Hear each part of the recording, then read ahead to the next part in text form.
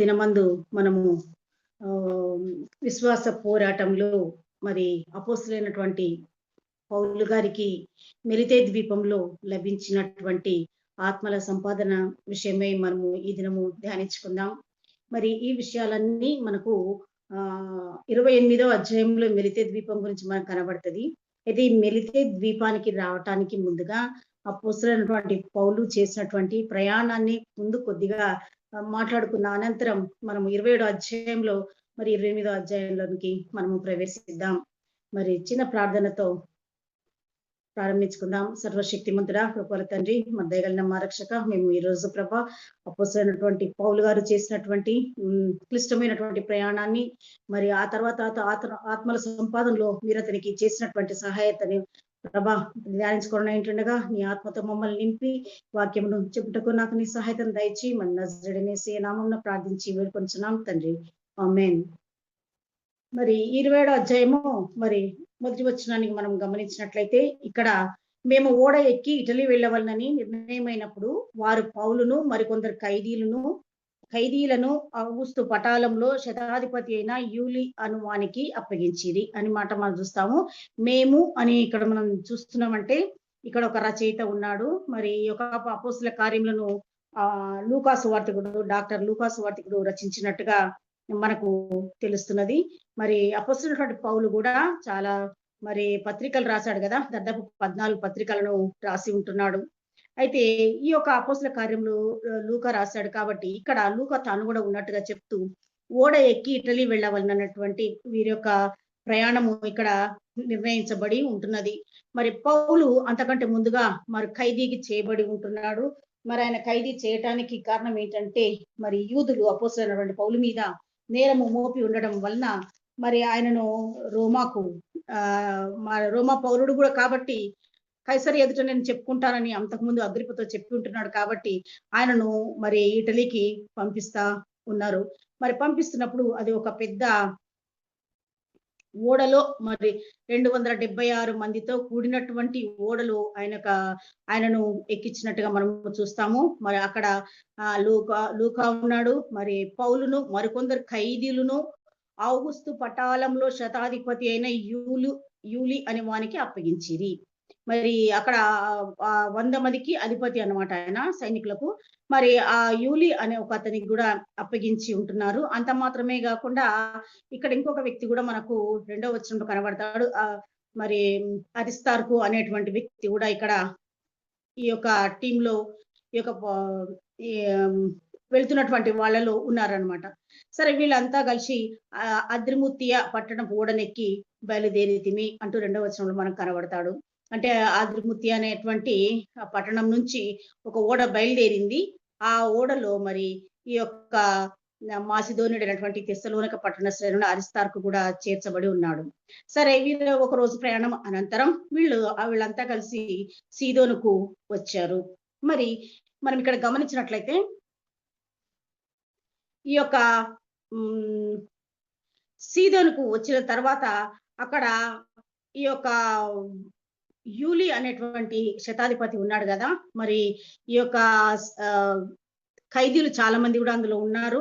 ఆ ఖైదీలందరినీ మరి రక్షణ చేయుటకు వారిని జాగ్రత్తగా వీళ్ళను రోమ్ వరకు చేర్చుటకు మరి కొంతమంది సైనికులు కూడా అందులో ఉండి ఉంటున్నారు. మొత్తం టోటల్ గా ఇక్కడ 276 మందితో ఈ యొక్క ఓడ బయలుదేరి ఉన్నది. మరి ఇక్కడ ఈ యొక్క యూలి కొంచెం మంచి ప్రవర్తన కలిగిన వాడై ఉంటున్నాడు. అతనికి అపోస్తలుడైనటువంటి పౌలు అంటే చాలా ఇష్టము, అతని మీద మంచి అభిప్రాయం కలిగి ఉన్నాడు. అయితే ఈ ఒక రోజు అనంతరము వీళ్ళు సీదోనుకు వచ్చారు. మరి మనకు మ్యాప్ ఏమన్నా చూపించడానికి వీలైతే బాగుండేది. మరి ఇక్కడ వాళ్ళు సీదోనుకు వచ్చిన తర్వాత ఈ యొక్క సీదోన్లో కొంతమంది మరి క్రైస్తవులు అప్పటికే ఉండి ఉన్నట్టుగా ఉంది. మరి ఇక్కడ 3వ వచనంలో అతడు తన స్నేహితుల ఎదులకు వెళ్ళి పరామరిక పొందుటకు అతనికి సెలవిచ్చెను అంటున్నాడు. అంటే ఇక్కడ మనం గమనిస్తే ఇంతకు ముందే ఇక్కడ క్రైస్తవ్యము ఈ సీదోన్‌లో ఉన్నట్టుగా మనకు కనబడుతున్నది. మరి పౌలు వస్తున్నాడనే విషయం వారికి తెలిసిందో ఏమో! మరి అక్కడ ఉన్నటువంటి స్నేహితులు అతన్ని కలవడానికి వచ్చినప్పుడు యూలియా వాళ్ళకి పర్మిషన్ ఇచ్చాడు. మరి పౌలు వారితో సంతోషంగా మరి మాట్లాడుటకును, అక్కడ వాళ్ళతో ఫ్రీగా ఉండుటకును మరి పౌలు గారు వారికి సహాయం చేసినట్టుగా మనకు కనబడుతున్నది. సరే, మరి ఇక్కడ వీళ్ళంతా కలిసి ఆహ్, ఆహ్, ప్రయాణ ఆహ్, అయిపోయిన అనంతరం వీళ్ళు వస్తున్నప్పుడు ఆ యొక్క ఓడ బయలుదేరింది. అంతలోనే చిన్నగా వాళ్ళ ప్రయాణానికి ఎదురుగా ఒక ఆహ్, గాలి కొట్టుకోవడం మొదలుపెట్టి ఎదురుగాలి వస్తుందనమాట. మరి కుప్రా చాటున ఓడ నడిపించిండ్రు. మరి ఈ ప్రయాణము నిజంగా మొత్తం చాలా సమస్యతో కూడుకున్నటువంటి ప్రయాణం. మరిక్కడ పౌలు ఖైదీగానే ఉన్నాడు. మరి ఆయనకు కూడా సంకెలు వేయబడినట్టుగా కూడా మనకు కనబడతా ఉన్నది. మరి ఈ యొక్క సమయంలో ఆ ఓడ ప్రయాణము మరి ముందుకు సాగడానికి కొంచెం కష్టమైనటువంటి గాలులు వీస్తా ఉన్నాయి. మరి అక్కడి నుంచి వీళ్ళు మరి 4 మనము 5 వచనాల్లో గమనిస్తే కిలికియకును, పంఫూలియకును ఎదురుగా ఉన్న సముద్రము దాటి లుకియాలో ఉన్న మూరకు చేరితిమి. మరి ఇక్కడ గమనిస్తే ఈ యొక్క ఓడ ప్రయాణము మరి కష్టమైనా గాని మరి వీరు కొంత కష్టపడుతూ కిలికియాను, పంఫూలియా వరకు వచ్చారు. ఈ కిలికియాలోనే తార్సు అనే పట్టణం గూడా ఉన్నది. ఎందుకంటే ఈ యొక్క తార్సులోనే అపోస్తలుడైనటువంటి పౌలు గారు జన్మించి ఉంటున్నారు. మరి అపోస్తలుడైనటువంటి పౌలు పుట్టి పెరిగినటువంటి స్థలము తార్సు. మరి ఇది కిలికియాలో ఉన్నది. సరే, అక్కడి నుంచి మళ్ళా మనం గమనించినట్లయితే ఆహ్, అక్కడ శతాధిపతి ఇటలీ వెళ్ళనయ్యున్న అలెగ్జాంద్రియా పట్టణపు ఓడ కనుగొని అందులో మమ్మును ఎక్కించెను. మరి ఇక్కడ ఏమైపోయిందంటే ఈ యొక్క ఓడ ఆహ్, మారాల్సొచ్చిందిక్కడ. ఆ! మరి అంతవరకే దాని ప్లేసు. మరి అంతవరకే దాని హాల్టింగ్ కాబట్టి మళ్ళా ఇక్కడ ఒక ఓడని చేరారు. మరి ఈ ప్రయాణం అంతా ఒకసారి నేను చేసి చూస్తే దరిదాపు ఇక్కడ మన యెరూషలేం నుంచి కైసర్ నుంచి వీళ్ళు బయలుదేరి సీదోను, మరి కుప్రాకు వెళ్లి, కుప్రా నుంచి కిల్కియా, మరి పంఫూలియా వరకు, ఇటలీ వరకు వెళ్ళేసరికల్లా 1000 కిలోమీటర్ల ప్రయాణం వీళ్ళది. మామూలు చిన్న ప్రయాణం గాదిది. సరే, ఇక్కడికొచ్చిన తర్వాత వీళ్ళు ఆహ్, వేరే ఓడని ఎక్కారు. మరి ఆ ఓడ కూడా చాలా నెమ్మదిగా మెల్లగా నడిచిందంట. చాలా కష్టపడి మరి ఇక్కడ 8 నంబర్‌లో మనకు క్నీదు అనేటటువంటి ప్రదేశం కనబడతా ఉంటది. మరి ఈ యొక్క క్నీదు ప్రదేశానికి వచ్చారు. మరి ఈ యొక్క పడవలన్నీ కూడా మరి ఆహ్, ఓడలన్నీ గూడా మరి ఆహ్, జనాలతో పాటు దరిదాపు వీళ్ళు వాణిజ్యానికి కూడా ఉపయోగించుకునేవాళ్ళు. మరి ఇక్కడంట వాళ్ళు ఆహ్, చాలా గోధుమల్ని, మరి రకరకాలైనటువంటి వస్తువులను వీళ్ళు వాణిజ్యానికి ఎక్కడెక్కడ దింపాలనో ఆ యొక్క ఓడ రేవులొచ్చినప్పుడు అక్కడ దింపేసేవాళ్ళనమాట. దరిదాపంట ఆ ఓడలో 3000 జాడీల ధాన్యం, అంటే నిల్వ చేయటానికి వాళ్ళు జాడీలను వాడుకునేవాళ్ళు కాబట్టి, అక్కడ 3000 జాడీల ధాన్యంతో ఆ యొక్క ఓడ మళ్ళీ బయలుదేరింది. సరే, ఇక్కడి నుంచి వీళ్ళు కష్టపడి మనము 8వ వచనానికొస్తే వాళ్ళు మంచిరేవులు అను ఒక స్థలానికి వీళ్ళు చేరారు. మరి మనకిక్కడ కనబడుతుంది గదా! మరి ఏ ఫెయిర్ హెవెన్స్ అనేసి మనకిక్కడుంది గదా! మరి ఇది మనము గమనించినట్లయితే ఇక్కడ లసయా నుంచి మరి మంచిరేవుల పట్టణానికి దాదాపు 5 కిలోమీటర్ల దూరం ఉంది. మరి కొంచెం ఇక్కడ అది స్ట్రెయిట్‌గా పోకుండా కొంచెం కిందికి దిగి వీళ్ళు బయలుదేరుతా ఉన్నారు. మరి ఈ లసయాకు, క్నీదుకు పడమరగా మరి ఇది 150 మైళ్ళ దూరంలో ఉందన్నమాట ఇది. డైరెక్ట్‌గా వెళ్ళలేక వీళ్ళు క్రేతు నుండి తూర్పున గల సల్మోనే తీరానికి ఇక్కడ వీళ్ళు చేరుకున్నట్టుగా మనకు కనబడుతున్నది. సరే, అనంతరం వీళ్ళేమైపోయిందంటే ఇక్కడ అపోస్తలుడైనటువంటి పౌలు గారు ఒక దర్శనంలాగా చూసిండేమో మరి. అక్కడ ఒక మాట ఏమంటాడంటే ఆహ్, చాలా కాలమైన తరువాత ఉపవాస దినం గూడా అప్పటికి గతించినందున ప్రయాణం చేయుట అపాయకరమై ఉండెను. కాబట్టి ఆయన ఒక ప్రవచనంలాగా అంటాడంట, అయ్యలారా ఈ ప్రయాణము మనకు సరుకులకు, ఓడకు మాత్రమే గాక ప్రాణాలకు గూడా హాని వచ్చేటట్టుంది. ఎందుకంటే ఈయన ఆ ప్రాంతాల్లో తిరిగినవాడు, ఆ ప్రాంతాల్లో చూసినవాడు కాబట్టి ఆయన ఏమంటాడంటే ఇక్కడ మనం కొంత ఆగుదము అని ఈయన చెప్తాడనమాట. మరి చెప్పినప్పుడు ఈ యొక్క ఓడ నడిపే నావికుడేమి, ఆ ఓడ ఓనరేమి, మరి అక్కడ ఉన్నటువంటి కొంతమంది జనాలేమి, వద్దు వద్దు మనం కొంచెం ముందుకెళ్ళిపోదాం, వద్దు అనేసి వీళ్ళు మరి పౌలు మాట పౌలు తాను అక్కడ తిరిగి ఆ ప్రదేశంలో, ఆ ప్రాంతంలో, ఆ వాతావరణాన్ని కొంతవరకు చూసిన వాడు ఆయన చాలా తెలివైన వాడు. కానీ ఆయన మాటను వాళ్ళు అంగీకరింపలేదు. లక్ష్యపెట్టక ముందుకు సాగిపోయారు. సరే ఇక్కడ మరి ఎక్కడికొచ్చారు వీళ్ళు అంటే ఇప్పుడు ఆహ్, ఓడ యజమానుడు చెప్పినదే నమ్మెను. మరియు 12వ వచనంలో శీతాకాలం గడుపుట ఆ రేవు అనుకూలమైనది కానందున అక్కడి నుండి బయలుదేరి ఒకవేళ శక్యమైతే ఫెనిక్స్‌కి చేరి అక్కడ శీతాకాలం గడపవాలని ఎక్కువ మంది ఆలోచన చెప్పిరి. మనకిక 11థ్ నంబర్‌లో మనకు ఫెనిక్స్ అనేటువంటి ప్రాంతము కనబడతా ఉన్నది. మరి ఈ యొక్క ఓడని మరి ఆహ్, కౌదా వైపు నడిపించక మరి వీళ్ళు ఫెనిక్స్‌కి చేరుకున్నారు. మరి ఈ యొక్క ఫెనిక్స్‌కొచ్చేసరికల్లా చిన్న గాలి అది మరి పెనుగాలిగా మారిపోయిందక్కడ. అక్కడికొచ్చిన తర్వాత ఒక ఆహ్, ఆహ్, కేతు క్రేతు దరి ఓడ నడిపించిరి. కొంచెం సేపయిన తర్వాత ఉరకలోను అను పెనుగాలి క్రేతు మీద నుండి విసరెను. అక్కడ ఒక తుఫాను మళ్ళీ అక్కడ గాలులు ప్రారంభమయ్యాయి. అది ఉరకులోను అనేటువంటి తుఫాన్ అక్కడ ప్రారంభమైంది. మనం ఈ కాలంలో గూడా తుఫాన్లను చూస్తా ఉంటాం గదా! మరి ఆ తుఫానులకు కూడా పేర్లు పెడతా ఉంటాం మనము. రకరకాలైనటువంటి పేర్లని హుదూద్ అనేసి, లైలా అనేటి తుఫాన్లు ఎట్లనో అట్లాగా ఇక్కడ ఉరకులోను అనేటువంటిది అంటే ఈశాన్య వైపు నుండి వచ్చే బలమైన గాలులను ఉరకులోను అని అంటుంటారు. మరి అలాంటి పెనుగాలులు అక్కడ వచ్చాయి.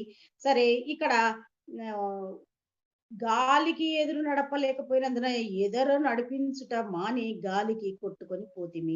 ఇక ఆ యొక్క ఓడ పరిస్థితి ఎట్లయిపోయిందంటే గాలికి కొట్టుకొని పోవడమే కానీ వాళ్ళు నడిపించిన వాళ్ళు వెళ్ళాలనుకున్నటువంటి వాళ్ళకి కనబడుతున్నటువంటి వాళ్ళ రూట్ ప్రకారం వాళ్ళు వెళ్ళలేకపోతున్నారు. మరి ఇప్పుడు ఏమైపోయిందంటే అక్కడ ఒక చిన్న ద్వీపం కనిపించింది. కౌదా అనేటువంటి ద్వీపము వాళ్ళకు ఇక్కడ కనిపించింది. మరి ఇది మనము 12 నంబర్‌లో మనము ఈ కౌదా అనేటువంటి ప్రాంతం గూడా మనకు కనబడుతుంది గదా! మరి ఫెనిక్స్ కింద మనకు కౌదా అనేటువంటి ఆహ్, ప్లేస్ మనకిక్కడ కనబడుతున్నది. సరే అక్కడికొచ్చిన తర్వాత వీళ్ళేం జేషిండ్రంటే, ఇక దాన్ని ఏం జేయలేని పరిస్థితుల్లో దాన్ని పైకెత్తి మళ్ళీ అంటే ఓడ కింది నుంచి గూడా తాళ్ళు తీసుకొని మరి చుట్టూ బిగించి కట్టిరి అని ఇక్కడ రాశారు. కింది నుంచి కూడా కొట్టుకొని పోకుండా మరి ఆహ్, ఓ కట్టినప్పుడు మరి ఇక్కడ ఏమైపోయిందంటే సుర్తిసను ఇసుక తిప్ప మీద పడుదుమేమో అని భయపడి ఓడ చాపలు దింపివేసి కొట్టుకొని పోయిరి. అక్కడ ఇసుక దిబ్బలు కొన్ని ఉన్నాయన్నమాట. మనకు 13థ్ ప్లేస్‌లో మనకిక్కడ కనబడతా ఉన్నాయి గదా! ఇసుక తిప్పలన్నమాట ఇవి 13 నంబర్‌లో. మరి ఇక్కడ మనకు ఇసుక తిప్పల మీద పడతామేమో అని అనుకున్నారు. కానీ ఆ ఓడ ఇక చాపలు దింపేసేసరికి అలా కొట్టుకొని పోయింది. ఇక్కడ ఇంకా పెద్ద గాలులు వీచడము స్టార్ట్ అయిపోయింది ఈ ప్రాంతంలో. కాబట్టి వీళ్ళు ఇప్పుడు ఏం చేయాలో అర్థం గాక 3 దినాలయిపోయింది అప్పటికి. చేతులారా ఓడలో ఉన్నటువంటి సామానంతా తీసి కిందికి పడేసిండ్రు. ఇక అది ఆకాశం మేఘావృతం అయిపోతుంది. ఇప్పుడున్న సూర్యుడు గాని, నక్షత్రాలు గూడా కనబడక చీకట్లు గూడా కమ్ముకొని ఉన్నాయి వీళ్ళ ప్రయాణంలో. మరి పెద్ద గాలి గూడా విపరీతమైనటువంటి గాలులు వీస్తా ఉన్నాయి. ఇక ప్రాణాలతో ఉంటామన్న ఆశ వాళ్ళకు లేనే లేదు. ఇక వాళ్ళకు భోజనం గూడా చేయడం లేదు. మరి ఆ రీతిగా వాళ్ళు 14 రోజులు భోజనం గూడా లేకుండా ఉన్నట్టుగా మనకక్కడ కనబడతా ఉన్నది. అప్పుడు అపోస్తలుడైనటువంటి పౌలు గారు మరి తాను గూడా ఆ సమయంలో ఆ యొక్క ప్రయాణము వలన అలసిపోయి ఉన్నాడు. ఆ ప్రయాణంలో అందరూ భయపడుతూ ఉండడాన్ని గమనించి చక్కగా లేచి నిలబడ్డాడు. నిలబడి వాళ్ళకు దే వాళ్ళకు 22వ వచనంలో ధైర్యము తెచ్చుకొనుడని మిమ్మును వేడుకొనుచున్నాను అంటూ వాళ్ళకు ధైర్యం చెప్పడము మొదలుపెట్టాడు. మరి అక్కడ ఆయన ఒక ఆహ్, దైవ ప్రత్యక్షతను గురించి వాళ్ళకు దైవ ప్రణాళికను గురించి వాళ్ళకు వివరించాడు. అయ్యలారా మీరెవ్వరు గూడా భయపడొద్దు. ఓడకే గాని మీలో ఎవ్వరికి గూడా ఎలాంటి ప్రమాదం కలగదు. ఎవరి వాడనో, ఎవరిని సేవించున్నానో ఆ దేవుని దూత నాకు నిన్నటి రాత్రి నాకు నా దగ్గర నిలబడి మరి నాకు ఒక మాట జెప్పింది అని ఆ మాటను తెలియజేశాడు. 23వ వచనంలో పౌలా భయపడకుము. నీవు కైసరు ఎదుట నిలవబడవలసి ఉన్నది. ఇదిగో నీతో కూడా ఓడలో ప్రయాణమైపోవచ్చిన వారందరినీ దేవుడు నీకు అనుగ్రహించి ఉన్నాడని నాతో చెప్పెను. క క అని ఇక్కడ ఓడలో ఉన్న వాళ్ళందరినీ నీకు ఇస్తాను అన్నాడు. దేవుడు నాకు మాటిచ్చాడు. నా దేవుడు పైగా నేను కైసర్ ఎదుట పోయి నా సమస్యలు నేను చెప్పుకొని నన్ను నేను డిఫెండ్ చేసుకోవాల్సిన అవసరం నాకున్నది కాబట్టి దేవుడు అందరిని రక్షిస్తా అన్నాడు. ఎవ్వరు కూడా భయపడొద్దంట ఫస్ట్ వాళ్ళకి కౌన్సెలింగ్ ఇవ్వటము మొదలుపెట్టాడు. ఈ ప్రయాణంలో కొన్నిసార్లు చాలా మంది డిప్రెషన్‌కి ఎళ్ళిపోయి ఉంటున్నారు. మరి వాళ్ళందరికీ గూడా మరి భోజనాలు లేకుండా ఉంటున్నారు కాబట్టి, అందరిని గూడా ధైర్యం తెచ్చుకోమని చెప్పి, మరి దూత చెప్పిన ప్రకారం జరుగుతదని దేవుడిని నమ్మమని అక్కడ వాళ్ళకందరికి గూడా సువార్తను ప్రకటించుంటున్నాడు. మరి 26వ వచనంలోకొచ్చేసరికల అయినను మనము కొట్టుకొని పోయి ఏదైనా ఒక ద్వీపం మీద పడవలసి ఉండునని చెప్పాను. ఇప్పుడు ఇప్పుడు ఏమైపోతదంటే ఈ యొక్క ఓడ తప్పకుండా కొట్టుకొని పోతది. ఇక్కడ మనం రక్షించేవాడు ఎవరు లేరు. కానీ మనం ఒక ద్వీపానికి చేరతామంటూ నిజంగా ఆయన ఆత్మవశుడై ఒక ఆత్మతో ఒక ప్రవచనాన్ని అక్కడ ప్రవచించాడు. మరి న ద్వీపం మీద పడవలసి ఉండరని చెప్పాను. మరి ఈ రకంగా వారిని అక్కడున్నటువంటి ప్రజలను ఆత్మీయంగా వాళ్ళని బలపరుస్తూ మరి అప్పటికి దాదాపు వాళ్ళ ప్రయాణం ఎంతైపోయిందంటే 14వ రాత్రి వచ్చినప్పుడు అంటాడు 27వ వచనంలో అంటే 14 డేస్ వాళ్ళ ప్రయాణము అక్కడ మొదలైంది. సరే ఇప్పుడు వీళ్ళు అద్రియా సముద్రంలో అటు ఇటు కొట్టుకొని పోవుచుండగా అర్ధరాత్రి వేళ ఓడవారు ఏదో ఒక దేశం దగ్గర పడుదునని ఊహించి బురుదు వేసి చూచి 20 మూరల లోతని తెలుసుకొని బారల లోతని తెలుసుకొనిరి. ఇక్కడ ఏమైపోయిందనంటే ఇంకా ఎంత లోతుందని వీళ్ళు చెక్ చేసి చూసినప్పుడు అంటే బురుదు అనంటే ఆ లోతును ఒక దానికి పెద్ద గుండుల్లాగా ఏసి చూస్తారనమాట. ఎంత ఎంత లోతుంది, ఇంకెక్కడైనా మనము దీన్ని హాల్ట్ చేయొచ్చా ఈ ఓడని అని చూసినప్పుడు, వాళ్ళు ఇంకా కొంత దూరము పోయి చూసినప్పుడు ఇంకా 15 మూరల భారాన్ని తెలుసుకున్నారు. అయితే ఇక్కడ రాతి తిప్పలున్నాయి గాబట్టి అక్కడ పడి మనమందరం చచ్చిపోతాం అనుకోని, ఈ యొక్క ఓడ ఓనరేంది, ఓడ నడిపే నావికుడు వీళ్ళు ఒక ప్లాన్ జేసుకున్నారు. ఏమనంటే, ఒక చిన్న లైఫ్ బోట్ తీసుకొని మనమందరం పారిపోదాము ఇక్కడ నుంచి. వీళ్ళెక్కడన్నా ఎళ్ళిపోనియండి. ఈ 274 మంది వీళ్ళెట్టాగో చనిపోతారు. మనం మాత్రం సేవ్ అయిపోదామని వీళ్ళు మాట్లాడుకుంటున్నప్పుడు, అపోస్తలుడైనటువంటి పౌలు గారు ఆ మాటల్ని విని, ఆ మాటల్ని గ్రహించి ఏం జేశాడు, వెంటనే శతాధిపతి అయినటువంటి యూలికి చెప్పడంతో మరి ఆ శతాధిపతితో ఉన్నటువంటి సైనికులందరూ కలిసి ఏం చేశారంటే ఆ పడవకున్నటువంటి తాళ్ళన్నిటిని కోసి పడేశారు. అంటే ఇక్కడ ఎవ్వరు కూడా ఇంకా అక్కడి నుంచి తప్పించుకునేకే వీలు లేదు ఇంకా. కాబట్టి ఆ ఓడ ఏమైపోయిందంటే ఇంకా అటు ఇటు కొట్టుకోవడము మొదలుపెట్టింది. అయితే అప్పుడు ఏమైపోయిందంటే అంతవరకు వాళ్ళకి ఏం తిండి లేదు. మళ్ళా అపోస్తలుడైనటువంటి పౌలు గారు నిలుచుకున్నారు. నిలుచుకొని మళ్ళా వాళ్ళకి ధైర్యం చెప్పడం మొదలుపెట్టాడు. ఏమంటున్నాడంటే ఇప్పుడు మీరు ఏమి తింటలేరు 14 రోజుల నుంచి. మీరందరూ గూడా ఒక రకమైనటువంటి ఈ సముద్రంలో పోయేటప్పుడు ఒక రకమైన సిక్‌నెస్ కూడా ఉంటది. మరి ఈ సిక్‌నెస్ ద్వారా మీరందరూ గూడా మరి ముఖ్యంగా ఈ ప్రమాదాలతో కూడినటువంటి ఈ ప్రయాణం వల్ల మీరందరూ గూడా బలం పొందుకోవాలి అంటూ ఆయన అక్కడ వెంటనే అక్కడ ఉన్నటువంటి రొట్టెల్ని తీసేసి ఎత్తుకొని మరి ప్రార్థించి వాళ్ళందరికీ తినమని చెప్పాడు. ఎందుకంటే ముందుకు ఎదురుగా వచ్చేటువంటి ప్రయాణం ఇంకా బహు కష్టంగా ఉంటుంది. ఇంకా మనము శారీరకంగా దృఢపడవలసి ఉంటున్నది. మీరు మానసికంగా కూడా మిమ్మల్ని మీరు బలపరుచుకోవాలి. కాబట్టి మీరు భుజించమనేసి ఆయనకు వాళ్ళకి ఆహారాన్ని ఇచ్చాడు. సరే వీళ్ళందరూ గూడా తిన్న తర్వాత అక్కడున్నటువంటి గోధుమలు దాదాపు నేను చెప్పాను కదా ఇందాకనే 3000 జాడీల ధాన్యము అందులో ఆ ఓడలో ఉండి ఉంటుందని. మరి వాటినన్నిటిని కింద పడబోసి కొంతవరకు ఓడను తేలిక చేయాలని ప్రయత్నించారు. కానీ అక్కడ అది సాధ్యము కాలేదు వాళ్ళు. సరే ఇప్పుడు వాళ్ళేం చేసిండ్రంటే వాళ్ళు మెల్లగా ఆ యొక్క హ్మ్. సమయంలో వాళ్ళేం చేసిండ్రంటే, ఆ లంగర్ల తాళ్ళు కోసేసి సముద్రంలో విడిచిపెట్టినటువంటి చుక్కాన్ల కట్లు విప్పి, మరి తెరచాప గాలికెత్తేసి దరికి నడిపించారు. కానీ మరి అక్కడకొచ్చేసరికి ఏమైపోయిందంటే వాళ్ళు అక్కడ 2 ప్రవాహాలు కలిసే చోటుకొచ్చారు. ఇంకా స్పీడ్ ఎక్కువైపోయింది నీళ్ల ప్రవాహము. ఇప్పుడు ఆ ఓడ ఎట్లయిపోయిందనంటే ఒక కామెంటరేటర్ ఏమని రాసాడంటే, వాషింగ్ మిషన్‌లో బట్టలేస్తే మనం ఎంత అటు ఇటు కొట్టుకుంటాయో, ఆ రీతిగా ఆ ఓడ మరి కొట్టుకోవడము మొదలెట్టిందంట. ఆ సమయంలో వీళ్ళు ఇంకా బతుకుదామన్నటువంటి నమ్మకాలు గూడా లేదు. కానీ మరి శతాధిపతి ఈ ఏమనుకున్నారంటే, ఇంకా ఈ ఓడ బద్దలు కావడం మొదలెట్టి ముందు భాగం ఇరిగిపోతా ఉన్నది.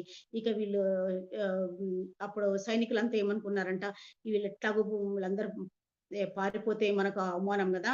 మరి కాబట్టి వీళ్ళని చంపేద్దామని అనుకున్నారు మరి సైనికులంతా.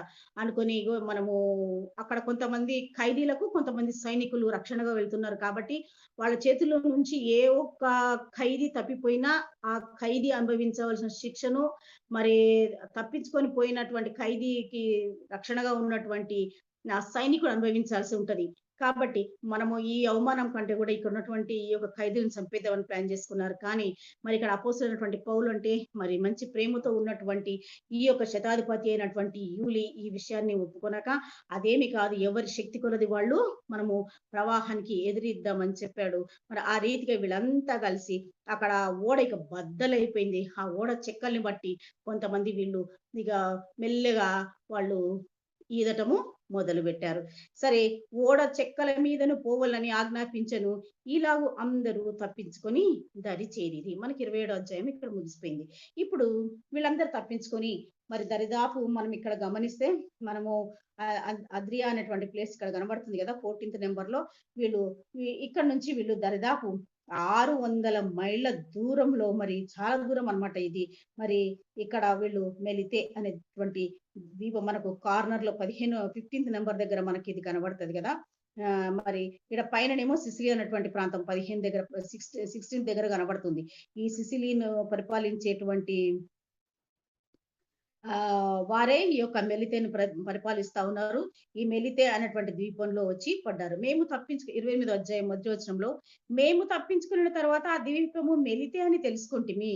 అనాగరికులకు ఆ ద్వీపవాసులు మాకు చేసిన ఉపచారం ఇంతంతా కాదు.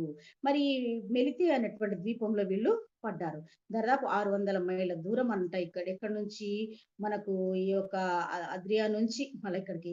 సరే, వీళ్ళు ఎంత కష్టపడి వచ్చారో, మరి ఏ రకంగా వచ్చారో, మొత్తానికైతే దేవుని నడిపింపు ఆ రీతిగా ఉన్నది కాబట్టి మరి ఇక్కడ ఏ ఒక్కరు కూడా ప్రాణాల నుంచి మరి ప్రాణాలు కోల్పోలేదు. ప్రతి ఒక్కరు రక్షించబడ్డారు. వీళ్ళంతా అక్కడికి మెలితే అనే ద్వీపానికి వచ్చారు. సరే, ఇక్కడ ఈ యొక్క మెలితే ద్వీపానికి వచ్చినప్పుడు ఈ ద్వీపము అనాగరికులు ఉండేటువంటి ద్వీపం అంటే ఇక్కడ రాయబడి ఉన్నది. అనాగరికుల ద్వీపవాసులు. కానీ వీళ్ళలో మంచి దేవుడు మంచి మనసునిచ్చాడు. మరి ఎంత మంచి మనసునిచ్చాడంటే ఈ వచ్చినటువంటి ఖైదీలైనటువంటి సైనికులు ఉన్నారు. ఈ 276 మందిని వీళ్ళు వెల్కమ్ చేశారంట వాళ్ళు ఉన్నటువంటి ప్రాంతానికి. ఏ రకంగా వెల్కమ్ చేశారంటే తడిలో తడిచిపోయి నాని ఉన్నారు కాబట్టి వీళ్ళకు మంచిగా వేడిగా ఒక మంట వేసి వాళ్ళకు కాపుకోమని చెప్పారు. మరి ఇక్కడ లూకా భక్తుడు ఏమని రాస్తారంటే ఉపచారం ఇంతంత కాదు. నిజంగా ఇక్కడ వీళ్ళు ఆ చేసినటువంటి ఆతిథ్యము ఇంతంత కాదు అంటే అక్కడ వర్ణింప శక్యము కానంతగా వాళ్ళు ఆదరించారంట. మన భారతదేశంలో టూరిజం వారి యొక్క ఒక స్లోగన్ ఏంటంటే అతిథి దేవో భవ అనేటువంటి స్లోగన్ మనకు ఉంటదన్నమాట. అయితే అతిథి దేవోభవ అంటే ఎవరైనా అతిథులుగా మనకు వచ్చారు అంటే వాళ్ళు మనకు దేవుళ్ళలాగా ఆదరించాలి అని మన భారతదేశం యొక్క స్లోగన్ అది. కానీ 2000 సంవత్సరాలకు పూర్వమే మరి యొక్క మెలితే ద్వీపవాస అనాగరికులు అని ఇక్కడ రాసి ఉన్నటువంటి వీరు మరి ఈ యొక్క కష్టంలో ఉండి వచ్చినటువంటి వారిని అతిథులుగా వీరు వాళ్ళని వెల్కమ్ చేసి వారిని ప్రేమించిన వారుగా ఇక్కడ కనబడతా ఉన్నారు. మరి వర్షము కురియుచు చలిగా ఉన్నందున నిప్పు రాజబెట్టి మమ్మును అందరినీ చేర్చుకొనిరి. వాళ్ళు నిప్పులు పెట్టి అయ్యయ్యో మీరందరూ చాలా చలిగా ఉన్నారు, మీరు కాచుకోండి అని చెప్పాడు. మరి అందరు కలిసి చలి కాచుకుంటున్నారు కానీ పౌలు గారు తాను చలి కాచుకోవాలని అనుకోలేదు.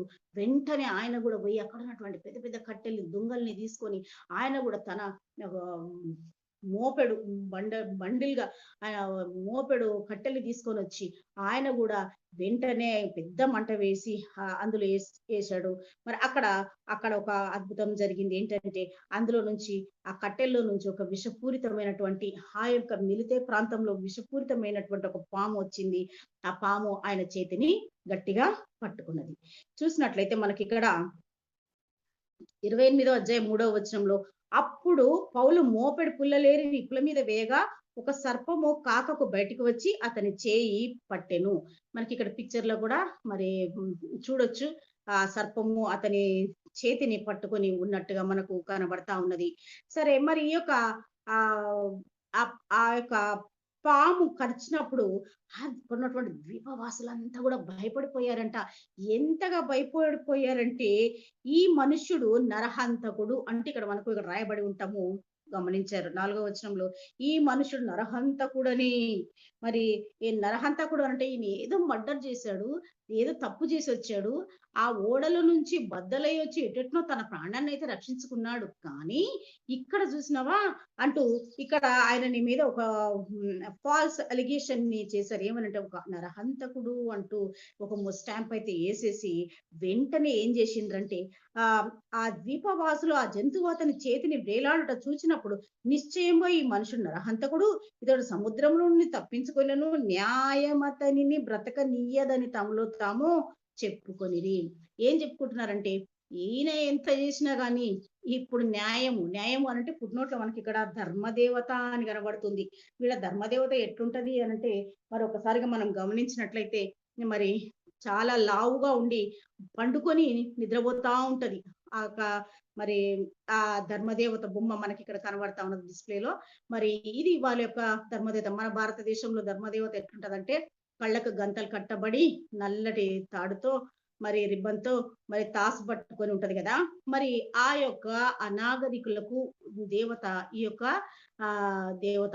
ఈమె మాత్రము ఒక పాము కరిచింది అనంటే అక్కడ వాళ్ళ యొక్క వాళ్ళేమనుకుంటారంటే ఏదో పాపం చేస్తేనే పాము కరుస్తది అని. అయితే ఆ మెలితిలోనంట బహు మరి 3 రకాలైనటువంటి పాయిజనస్ స్నేక్స్ ఉంటాయంట. ఆ రకమైనటువంటి పాము కరిచినప్పుడు తప్పకుండా ఒళ్ళు వాచి మరి చనిపోతారంట. సరే వీళ్ళందరూ కలిసి ఆయనను చూస్తా ఉన్నారు. ఈ న్యాయదేవత ఈయనను దండిస్తదని, ఈయన చనిపోతాడని, ఇంక పడిపోతాడని చూసారు. కానీ పౌలు గారు ప్రార్థన చేసుకుంటూ ఉన్నాడేమో మరి దేవుడు అతనికి మాత్రం ఎలాంటి హాని కలగలేదు. ఇప్పుడు వాళ్ళలో ఆలోచనలో ఇంకొక తప్పుడు ఆలోచన గూడా వచ్చింది. ఇప్పుడు ఆయనని వెంటనే అపోస్తలుడైన పౌలు ఆ చెయ్యిని జాడిచ్చాడు.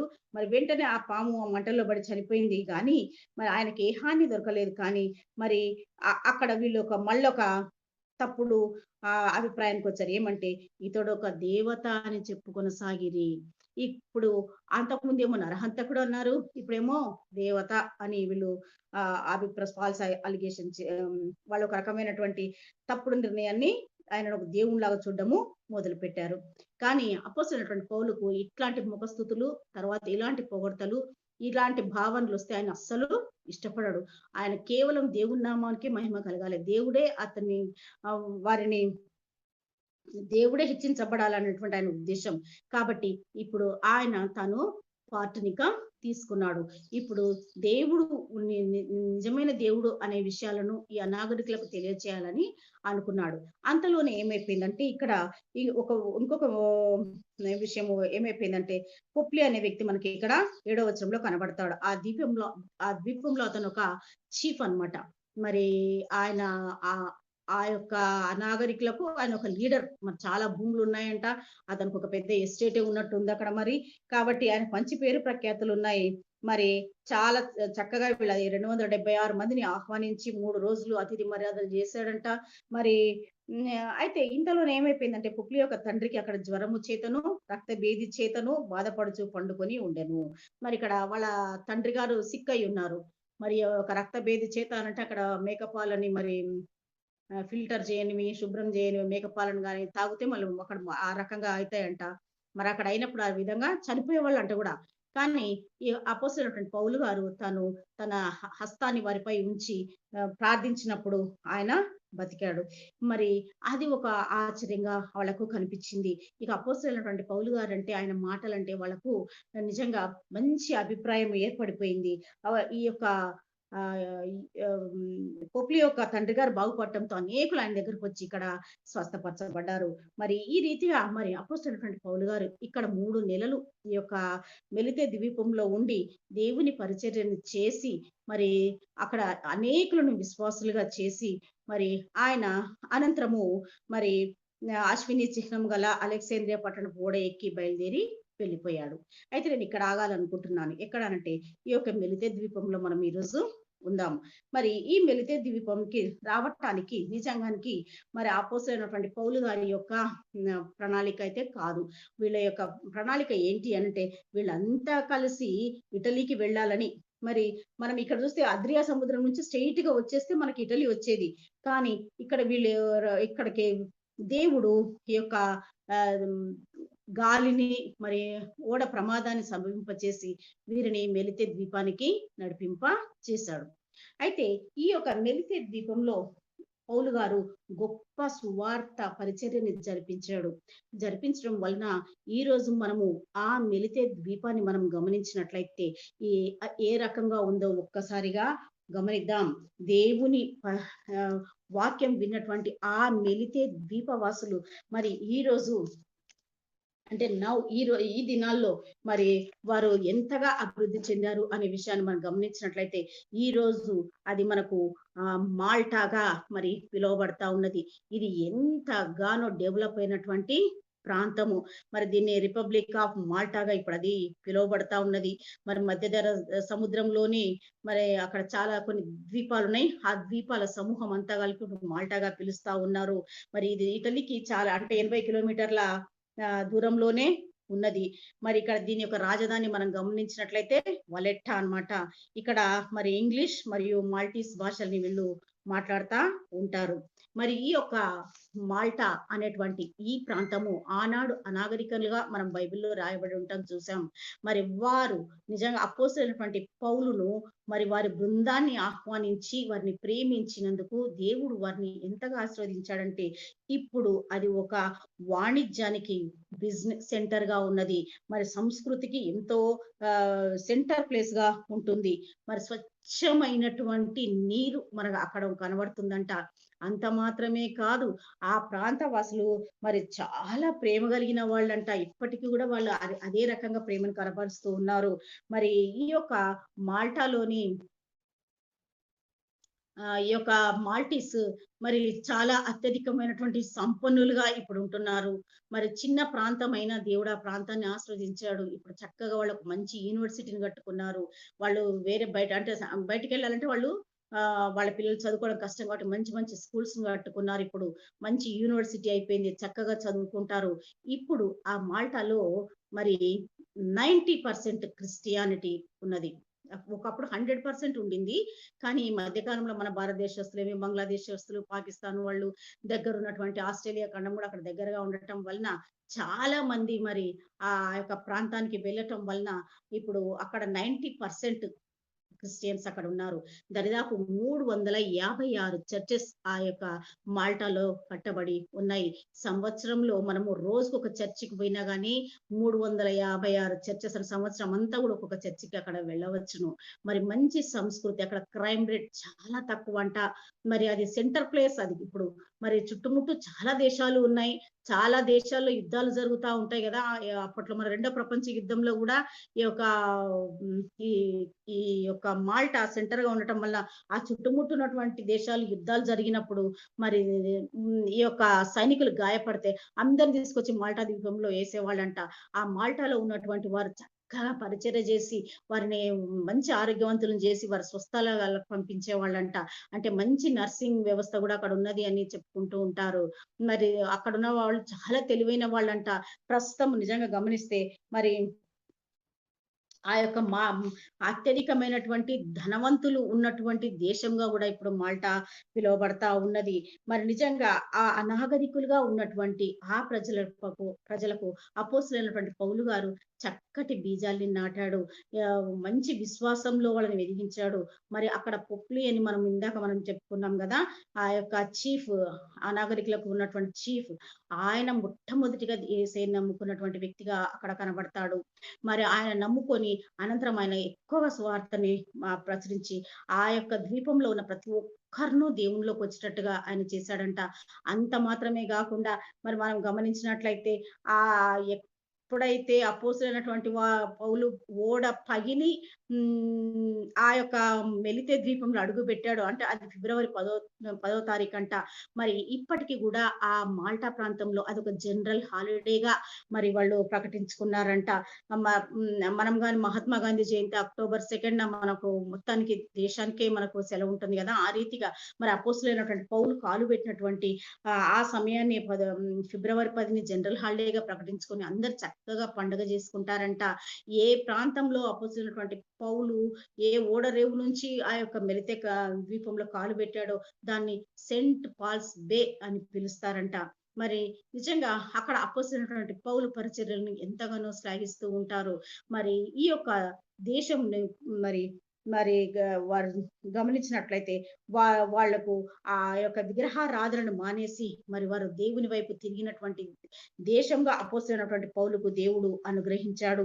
మరి నిజంగా మనం ఇక్కడ గమనిస్తే మరి మూఢనమ్మకాలతో ఉన్నటువంటి వారు మరి అనాగరికులైనటువంటి వారిని ఆ రోజు మరి అపోస్తలుడైనటువంటి పౌలు తానున్నటువంటి పరిస్థితులను నిర్లక్ష్యపరిచి ఉంటే మరి నిజంగా ఆ దేశానికి అంతటి రక్షణ వచ్చి ఉండేది కాదేమో. ఈ రోజు 90% క్రిస్టియానిటీ ఉన్నటువంటి ఆ పీపుల్ కూడా చాలా అందమైనటువంటి వారంట. మరి మరి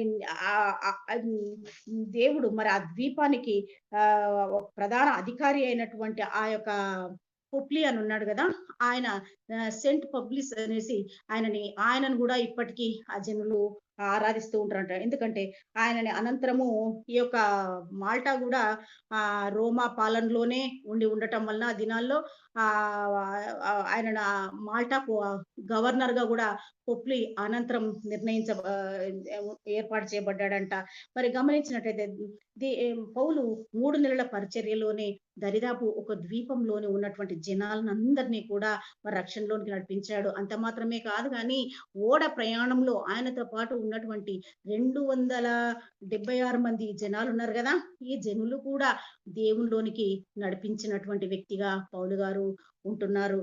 మరి మనం గమనించినట్లయితే ఈ రోజు ఈ మాల్టాలో నిజమైనటువంటి మాల్టీస్ ఎవరు లేరు. దాదాపు 2-3 లక్షల మంది పక్కనటువంటి ఆస్ట్రేలియా, ఫారిన్ కంట్రీస్ అటు వెళ్ళిపోయారు. మరి మెరుగైన జీవితాన్ని కోసం అనేసి చాలా మంది మాల్టాని విడిచిపెట్టారు. కానీ అపోస్తలుడైనటువంటి పౌలు గారు మాత్రం నిత్య జీవాన్ని అందించడానికి ఈ ద్వీపానికి తీసుకొని వెళ్ళబడ్డాడు.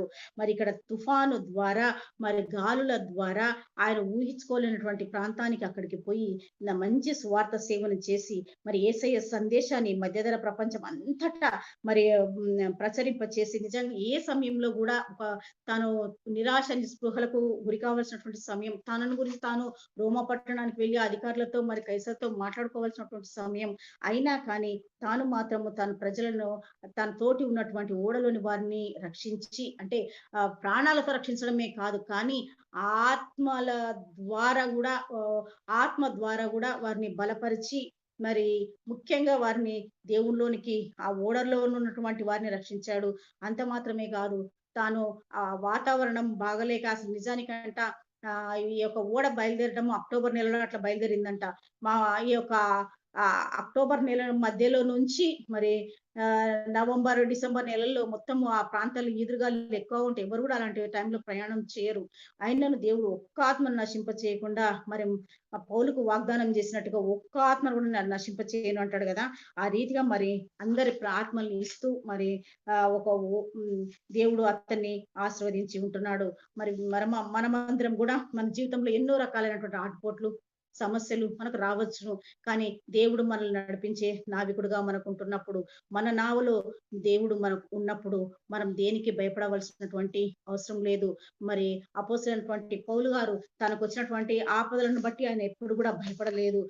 మరి ఆయన ఒక మంచి మాట మనకు అంటాడు. ఎప్పుడు 2 తిమోతి 4:7 మంచి పోరాటం పోరాడి తిని నా పరుగు కడ ముట్టించుకుని విశ్వాసం కాపాడుకొనుటిని మెదట నాకు నీతి కిరీటం ఉంచబడి ఉన్నది అని చెప్తాడు.